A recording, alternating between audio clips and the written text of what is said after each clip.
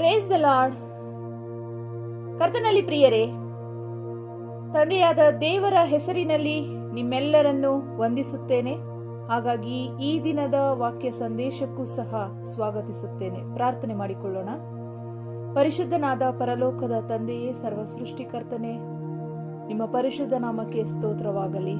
ಅಪ್ಪ, ಈ ವಾಕ್ಯ ಸಂದೇಶದಲ್ಲಿ ಸ್ವಾಮಿ ನಿನ್ನ ಹಸ್ತವು ನಮ್ಮೆಲ್ಲರ ಮೇಲೆ ಚಾಚಬೇಕಾಗಿ ಬೇಡಿಕೊಳ್ಳುತ್ತೇನೆ. ಕರ್ತನೆ, ಈ ವಾಕ್ಯ ಭಾಗವನ್ನು ನಾವೆಲ್ಲರೂ ಅರಿತುಕೊಂಡು ನಿನ್ನ ಚಿತ್ತದಂತೆ ನಿನ್ನ ಮಕ್ಕಳಾಗಿ ಜೀವಿಸಲು ಸಹಾಯ ಮಾಡಬೇಕಾಗಿ ಯೇಸುವಿನ ಹೆಸರಿನಲ್ಲಿ ಬೇಡಿ ಹೊಂದಿದ್ದೇವೆ ನಮ್ಮ ತಂದೆಯೇ, ಆಮೇನ್. ಕರ್ತನಲ್ಲಿ ಪ್ರಿಯರೇ, ಇಂದಿನ ವಾಕ್ಯ ಸಂದೇಶ ಪ್ರತ್ಯೇಕವಾಗಿರಿ. ಪ್ರತ್ಯೇಕವಾಗಿರಿ ಎಂಬುದರ ವಿಷಯವಾಗಿ ಈ ದಿನ ವಾಕ್ಯ ಸಂದೇಶವಿದೆ. ಪ್ರತ್ಯೇಕವಾಗಿರಿ ಎಂಬ ಪದದ ಅರ್ಥ ಇತರರಿಂದ ದೂರವಿರಿ, ಬೇರೆಯಾಗಿರಿ, ಸ್ಟೇ ಅಪಾರ್ಟ್, ಬಿ ಸಪರೇಟ್ ಎಂದಾಗುತ್ತದೆ. ನಿನ್ನ ನೆರೆಯವನನ್ನು ನಿನ್ನಂತೆಯೇ ಪ್ರೀತಿಸು ಎಂದು ನಮಗೆ ತಿಳಿಸಿರುವ ದೇವರು ತನ್ನ ಶಿಷ್ಯರ ಮೂಲಕ ಕೆಲವರಿಂದ ಪ್ರತ್ಯೇಕವಾಗಿರಿ ಎಂದು ಸಹ ಸೂಚಿಸುತ್ತದೆ, ಎಚ್ಚರಿಸುತ್ತದೆ ಮತ್ತು ಸಲಹೆ ಸಹ ನೀಡುತ್ತದೆ. ಪ್ರಿಯರೇ, 2ನೇ ಕೊರಿಂಥದವರಿಗೆ ಬರೆದ ಪತ್ರಿಕೆ 6ನೇ ಅಧ್ಯಾಯ 17ನೇ ವಚನದಲ್ಲಿ ಈ ರೀತಿಯಾಗಿ ಬರೆಯಲ್ಪಟ್ಟಿದೆ: ಅನ್ಯ ಜನರ ಮಧ್ಯದಲ್ಲಿಂದ ಹೊರಟು ಬಂದು ಪ್ರತ್ಯೇಕವಾಗಿರಿ, ಅಶುದ್ಧವಾದ ಯಾವುದನ್ನು ಮುಟ್ಟದಿರಿ ಎಂದು ಕರ್ತನು ಹೇಳುತ್ತಾನೆ ಎಂದು ಬರೆಯಲ್ಪಟ್ಟಿದೆ. ಪ್ರಿಯರೇ, ಸತ್ಯವೇದದಲ್ಲಿ ಅಥವಾ ಬೈಬಲ್ನಲ್ಲಿರುವಂತಹ ಎಲ್ಲಾ ವಾಕ್ಯಗಳನ್ನು ಓದುವುದು ಮಾತ್ರವಲ್ಲದೆ ಅರ್ಥ ಮಾಡಿಕೊಳ್ಳುವುದು ತುಂಬಾ ಮುಖ್ಯ. ಮತ್ತು ಬರೀ ಅರ್ಥ ಮಾಡಿಕೊಳ್ಳುವುದು ಮಾತ್ರವಲ್ಲದೆ ಸರಿಯಾಗಿ ಅರ್ಥ ಮಾಡಿಕೊಳ್ಳುವಂಥದ್ದು ಬಹಳ ಬಹಳ ಪ್ರಾಮುಖ್ಯ. ನೋಡಿ, 1ನೇ ಕೊರಿಂಥದವರಿಗೆ ಬರೆದ ಪತ್ರಿಕೆ 8ನೇ ಅಧ್ಯಾಯ 2ನೇ ವಚನದಲ್ಲಿ ಈ ರೀತಿಯಾಗಿ ಬರೆಯಲ್ಪಟ್ಟಿದೆ: ಇಂತಿಂತದ್ದನ್ನು ತಿಳಿದುಕೊಂಡಿದ್ದೇನೆಂದು ನೆನೆಸಿದವನು ತಾನು ತಿಳಿಯಬೇಕಾದ ರೀತಿಯಿಂದ ಇನ್ನೂ ತಿಳುಕೊಳ್ಳಲಿಲ್ಲ. ಪ್ರಿಯರೇ, ಅನೇಕ ವಚನಗಳು ಕೊಡುವಂತ ಅರ್ಥಗಳನ್ನ ನಾವು ಅನೇಕರು ವಿಧ ವಿಧವಾದ ರೀತಿಯಲ್ಲಿ ಅರ್ಥ ಮಾಡಿಕೊಳ್ತೀವಿ. ಆದ್ರೆ ದೇವರು ಆ ವಾಕ್ಯ ಭಾಗವನ್ನ ಯಾವ ಉದ್ದೇಶದಿಂದ ಬರೆಸಿದ್ದಾರೆ ಅನ್ನುವಂಥದ್ದನ್ನ ಅರ್ಥ ಮಾಡಿಕೊಳ್ಳುವಂಥದ್ದು ಬಹಳ ಮುಖ್ಯ. ಆದುದರಿಂದ ಸರಿಯಾಗಿ ಅರ್ಥ ಮಾಡಿಕೊಳ್ಳುವಂಥದ್ದು ತುಂಬಾ ತುಂಬಾ ಮುಖ್ಯ.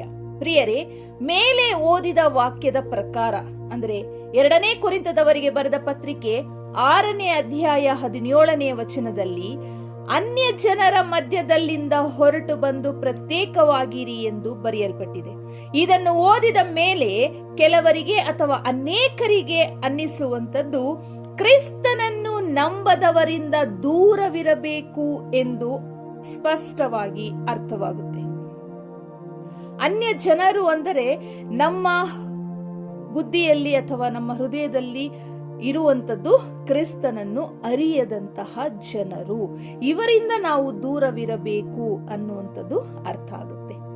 ಅದೇ ಕೊರಿಂಥದವರಿಗೆ ಬರೆದ ಪತ್ರಿಕೆ, ಅಂದ್ರೆ 1ನೇ ಕೊರಿಂಥದವರಿಗೆ ಬರೆದ ಪತ್ರಿಕೆಯಲ್ಲಿ ಅದೇ ಪೌಲರು ಏನ್ ಹೇಳಿದ್ದಾರೆ ಅಂದ್ರೆ 1ನೇ ಕೊರಿಂಥದವರಿಗೆ ಬರೆದ ಪತ್ರಿಕೆ 5ನೇ ಅಧ್ಯಾಯ 9ನೇ ವಚನ ಈ ರೀತಿಯಾಗಿ ಬರೆಯಲ್ಪಟ್ಟಿದೆ: ಜಾರರ ಸಹವಾಸ ಮಾಡಬಾರದೆಂದು ನನ್ನ ಪತ್ರಿಕೆಯಲ್ಲಿ ಬರೆದಿದ್ದೇನಷ್ಟೇ. ಜಾರರ ಸಹವಾಸ ಮಾಡಬಾರದೆಂದು ನನ್ನ ಪತ್ರಿಕೆಯಲ್ಲಿ ಬರೆದಿದ್ದೇನಷ್ಟೇ. ಈ ಲೋಕದಲ್ಲಿರುವ ಜಾರರು, ಲೋಭಿಗಳು, ಸುಲುಕೊಳ್ಳುವವರು, ವಿಗ್ರಹಾರಾಧಕರು ಇವರ ಸಹವಾಸವನ್ನು ಬಿಟ್ಟು ಬಿಡಬೇಕೆಂದು ನನ್ನ ತಾತ್ಪರ್ಯವಲ್ಲ.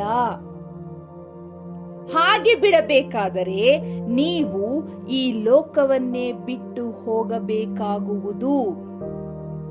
ನೋಡಿ, ಇಲ್ಲಿ ಸ್ಪಷ್ಟವಾಗಿ ಹೇಳ್ತಾ ಇದ್ದಾರೆ, ಈ ಲೋಕದಲ್ಲಿರುವ ಜಾರರು, ಲೋಭಿಗಳು, ಸುಲುಕೊಳ್ಳುವವರು, ವಿಗ್ರಹಾರಾಧಕರು ಇವರ ಸಹವಾಸವನ್ನು ಬಿಟ್ಟು ಬಿಡಬೇಕೆಂಬುದು ನನ್ನ ತಾತ್ಪರ್ಯವಲ್ಲ. ಅಂದ್ರೆ ನಾನು ಆ ಉದ್ದೇಶದಿಂದ ಹೇಳಿಲ್ಲ ಅನ್ನೋದನ್ನ ಇಲ್ಲಿ ಅವರು ತಿಳಿಸ್ಕೊಡ್ತಾ ಇದ್ದಾರೆ. ಹಾಗೆ ಬಿಡಬೇಕಾದರೆ ನೀವು ಈ ಲೋಕವನ್ನೇ ಬಿಟ್ಟು ಹೋಗಬೇಕಾಗುವುದು ಅಂತ ತಿಳಿಸ್ತಾ ಇದ್ದಾರೆ. ಹಾಗಾದ್ರೆ ಆ ವಾಕ್ಯವನ್ನ ಯಾರಿಗಾಗಿ ಅವರು ನಮಗೆ ತಿಳಿಸಿಕೊಟ್ಟಿದ್ದಾರೆ? ಯಾರಿಂದ ಹಾಗಾದ್ರೆ ನಾವು ದೂರವಿರಬೇಕು? ಅದನ್ನ ಮುಂದುವರೆದು ನಾವು ನೋಡೋದಾದ್ರೆ 1 ಕೊರಿಂಥ 5ನೇ ಅಧ್ಯಾಯ ಮುಂದುವರೆದಂತ ಅಂದ್ರೆ 9ರಿಂದ ಮುಂದುವರೆದ ಭಾಗಗಳಲ್ಲಿ ನಾವು ನೋಡೋದಾದ್ರೆ, ಆದರೆ ಕ್ರೈಸ್ತ ಸಹೋದರರೆನಿಸಿಕೊಂಡವನು ಜಾರನಾದರೂ, ಲೋಭಿಯಾದರೂ, ವಿಗ್ರಹಾರಾಧಕನಾದರೂ, ಬೈಯುವವನಾದರೂ, ಕುಡಿಕನಾದರೂ, ಸುಳುಕೊಳ್ಳುವವನಾದರೂ, ಕುಡಿಕನಾದರೂ ಆಗಿದ್ದ ಪಕ್ಷದಲ್ಲಿ ಅವನ ಸಹವಾಸ ಮಾಡಬಾರದು, ಅಂಥವನ ಸಂಗಡ ಊಟ ಮಾಡಲೂ ಬಾರದು ಎಂದು ಬರೆದಿದ್ದೆನು. ಹೊರಗಿನವರನ್ನು ಕುರಿತು ತೀರ್ಪು ಮಾಡುವುದಕ್ಕೆ ನನಗೇನು ಅಧಿಕಾರ? ಕರ್ತನಲ್ಲಿ ಪ್ರಿಯರೇ, ಇಲ್ಲಿ ಕ್ರೈಸ್ತರು ಎನ್ನಿಸಿಕೊಂಡಿರುವವರ ಬಗ್ಗೆ ಪೌಲರು ಮಾತಾಡ್ತಾ ಇರುವಂತದ್ದು. ನಾವು ತಕ್ಷಣ ತಿಳ್ಕೊಬಿಡ್ತೀವಿ, ಅನ್ಯ ಜನರು ಅಂದ ತಕ್ಷಣ ಯಾರು ಕ್ರಿಸ್ತನನ್ನ ಅರಿಯದವರು ಅವರೇ, ಯಾರು ವಿಗ್ರಹಾರಾಧಕರು ಮಾಡ್ತಾರೆ ಅವರುಗಳಿಂದ ನಾವು ದೂರ ಇರಬೇಕು ಅಂತ. ಆದ್ರೆ ಅಲ್ಲಿ ಈ ವಾಕ್ಯಗಳಲ್ಲಿ ಸ್ಪಷ್ಟವಾಗಿ ತಿಳಿಸ್ಕೊಟ್ಟಿದ್ದಾರೆ, ಅವರಿಂದ ದೂರ ಇರಬೇಕು ಅನ್ನೋದು ನನ್ನ ತಾತ್ಪರ್ಯವಲ್ಲ.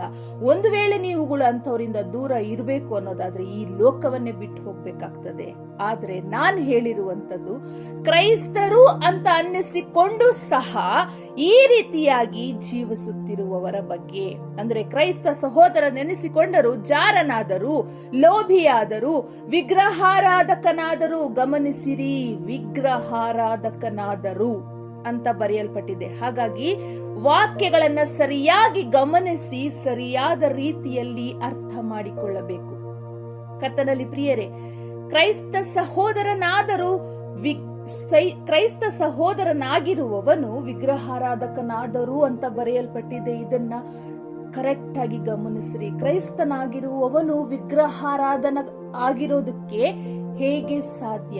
ಕ್ರೈಸ್ತನೆನಿಸಿಕೊಂಡಿರುವವನು ವಿಗ್ರಹಾರಾಧಕನಾಗಿರುವುದಕ್ಕೆ ಹೇಗೆ ಸಾಧ್ಯ? ಗಮನಿಸ್ರಿ. ಈ ವಿಷಯದ ಮೇಲೆ ನಾನು ನೆಕ್ಸ್ಟ್ ವಿಡಿಯೋ ಮಾಡ್ತೀನಿ. ಇವತ್ತು ಮುಂದುವರೆಯೋಣ ಈ ವಿಚಾರದ ಬಗ್ಗೆ, ಇವತ್ತಿನ ವಿಷಯದ ಬಗ್ಗೆ. 1 ಪೇತ್ರ 1ನೇ ಅಧ್ಯಾಯ 14ನೇ ವಚನದಿಂದ 16ನೇ ವಚನದವರೆಗೂ. 1 ಪೇತ್ರ 1ನೇ ಅಧ್ಯಾಯ 14ನೇ ವಚನದಿಂದ 16ನೇ ವಚನದವರೆಗೂ ಈ ರೀತಿಯಾಗಿ ಬರೆಯಲ್ಪಟ್ಟಿದೆ. ನಿಮಗಿದ್ದ ದುರಾಶೆಗಳನ್ನು ಅನುಸರಿಸಿ ನಡೆಯುವವರಾಗಿರದೆ ನಿಮ್ಮನ್ನು ಕರೆದಾತನು ಪರಿಶುದ್ಧನಾಗಿರುವ ಪ್ರಕಾರವೇ ನೀವು ವಿಧೇಯರಿಗೆ ತಕ್ಕಂತೆ ನಿಮ್ಮ ಎಲ್ಲಾ ನಡವಳಿಕೆಯಲ್ಲಿ ಪರಿಶುದ್ಧರಾಗಿರ್ರಿ. ನಾನು ಪರಿಶುದ್ಧನಾಗಿರುವುದರಿಂದ ನೀವು ಪರಿಶುದ್ಧರಾಗಿರಬೇಕು ಎಂದು ಬರೆದಿದೆಯಲ್ಲ. ಕರ್ತನಲ್ಲಿ ಪ್ರಿಯರೇ, ನಾವು ಕ್ರೈಸ್ತರು ಅಂದ ಮಾತ್ರದಲ್ಲಿ, ಅಂದ್ರೆ ಹೊರಗಿನ ಪ್ರಪಂಚಕ್ಕೆ ನಾವು ಕ್ರೈಸ್ತರಾಗಿ ಕಾಣಿಸುವುದು ಮುಖ್ಯ ಅಲ್ಲ. ನಮ್ಮನ್ನು ಆರಿಸಿಕೊಂಡಿರುವ, ನಮ್ಮನ್ನು ಪ್ರೀತಿಸುವ, ನಮಗಾಗಿ ಪ್ರಾಣ ತ್ಯಾಗ ಮಾಡಿದ ದೇವರ ದೃಷ್ಟಿಯಲ್ಲಿ ನಾವು ಕ್ರೈಸ್ತರಾಗಿ ಜೀವಿಸುವುದು ಬಹಳ ಮುಖ್ಯ. 1ನೇ ಥೆಸಲೋನಿಕದವರಿಗೆ ಬರೆದ ಪತ್ರಿಕೆ 4ನೇ ಅಧ್ಯಾಯ 3ನೇ ವಚನದಲ್ಲಿ ಈ ರೀತಿಯಾಗಿ ಬರೆಯಲ್ಪಟ್ಟಿದೆ. ದೇವರ ಚಿತ್ತವೇನೆಂದರೆ ನೀವು ಶುದ್ಧರಾಗಿ ಇರಬೇಕೆಂಬುದೇ. ಆದದರಿಂದ ಹಾದರಕ್ಕೆ ದೂರವಾಗಿರಬೇಕು. ದೇವರನ್ನರಿಯದ ಅನ್ಯ ಜನಗಳಂತೆ ಕಾಮಾಭಿಲಾಷೆಗೆ ಒಳಪಡದೆ ನಿಮ್ಮಲ್ಲಿ ಪ್ರತಿಯೊಬ್ಬನು ಪವಿತ್ರವಾದ ಮನಸ್ಸಿನಿಂದಲೂ ಘನತೆಯಿಂದಲೂ ಧರ್ಮ ಪತ್ನಿಯನ್ನು ಸಂಪಾದಿಸಿಕೊಳ್ಳಲು ತಿಳಿಯಬೇಕು. ಕರ್ತನಲ್ಲಿ ಪ್ರಿಯರೇ, ಈ ರೀತಿಯಾದಂತಹ ಕೆಟ್ಟ ಕೆಟ್ಟ ಗುಣಗಳು ನಮ್ಮಲ್ಲಿ ಇರುವುದಾದರೆ, ಹಾದರತನ, ಕಾಮಾಭಿಲಾಷೆ ಇರುವಂತದ್ದಾದರೆ, ಅತಿಯಾಸೆ ಇರುವಂತದ್ದಾದರೆ ಇದು ದೇವರು ಮೆಚ್ಚುವಂತಹ ಗುಣಗಳಲ್ಲ. ಹಾಗಾಗಿ ಇವೆಲ್ಲವುಗಳನ್ನು ನಾವು ತ್ಯಜಿಸಬೇಕು. ಇಂಥವರಿಂದ ನಾವು ದೂರವೂ ಇರಬೇಕು. ಯಾಕಂದರೆ ಯೋಹಾನನ ಬರೆದ ಪತ್ರಿಕೆ 1ನೇ ಯೋಹಾನ 2ನೇ ಅಧ್ಯಾಯ 16ನೇ ವಚನ, 1 ಯೋಹಾನ 2ನೇ ಅಧ್ಯಾಯ 16ನೇ ವಚನದಲ್ಲಿ ಈ ರೀತಿಯಾಗಿ ಬರೆಯಲ್ಪಟ್ಟಿದೆ, ಲೋಕವು ಅದರ ಆಶೆಯು ಗತಿಸಿ ಹೋಗುತ್ತವೆ, ಆದರೆ ದೇವರ ಚಿತ್ತವನ್ನು ನೆರವೇರಿಸುವವನು ಎಂದೆಂದಿಗೂ ಇರುವನು. ಆಮೇನ್. Glory to God. ಕರ್ತನಲ್ಲಿ ಪ್ರಿಯರೇ, ಹಾಗಾಗಿ ನಾವು ಈ ಲೋಕದಲ್ಲಿದ್ದೇವೆ, ಆದರೂ ನಾವು ಈ ಲೋಕದವರಲ್ಲ. ಈ ಲೋಕವನ್ನು, ಈ ಲೋಕದಲ್ಲಿರುವ ಆಶಯಗಳನ್ನು ನಾವು ತ್ಯಜಿಸಿ ಜೀವಿಸುವುದಾದರೆ ಮಾತ್ರ ನಾವು ಕ್ರೈಸ್ತರಾಗಿ ಅಥವಾ ಕ್ರಿಸ್ತನವರಾಗಿ ಜೀವಿಸಲು ಸಾಧ್ಯವಾಗುತ್ತದೆ. ಹಾಗಾಗಿ ಈ ಎಲ್ಲಾ ವಾಕ್ಯ ಭಾಗವು ನಮ್ಮೆಲ್ಲರ ಜೀವಿತದಲ್ಲಿ ಕಾರ್ಯ ಮಾಡುವಂತಾಗಲಿ. ಈ ವಾಕ್ಯ ಭಾಗವು, ಈ ಸಂದೇಶವು ನಮ್ಮೆಲ್ಲರ ಆತ್ಮಿಕ ಲಾಭಕ್ಕಾಗಿ ದೇವರಿಂದ ಆಶೀರ್ವದಿಸಲ್ಪಡಲಿ. ವಾಕ್ಯದಂತೆ, ದೇವರ ಚಿತ್ತದಂತೆ ನಡೆಯುವ ಮನಸ್ಸು, ಕೇಳುವ ಕಿವಿ ಎಲ್ಲರಿಗೂ ಉಂಟಾಗಲಿ ಎಂದು ಯೇಸುವಿನ ಹೆಸರಿನಲ್ಲಿ ನಂಬಿ ಬೇಡಿ ಹೊಂದಿದ್ದೇನೆ. ಆಮೇನ್.